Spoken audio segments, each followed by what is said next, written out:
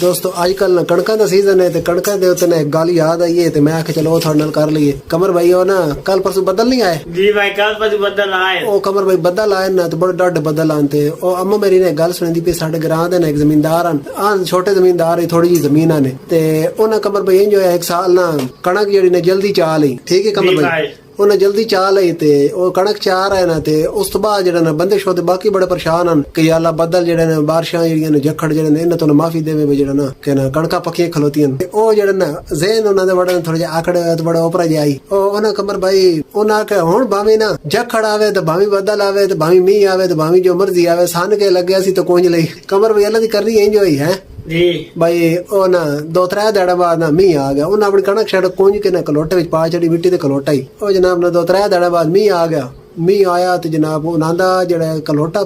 ओ पड़छे दे तले करके पई मींह आया ते उतो जनाब पड़छे कोलों ना ओ छत चोया ते कमर भाई ओ विच ढांदा रहा पानी ढांदा रहा मिट्टी दा कलोटा ही ओ जट बाद ना कलोटा जेड़ा ना ओ त्रुट गया कणक जेड़ी ना सारी जान हो गई। बंदे वातों ना कोल पूछया होना राह मैंने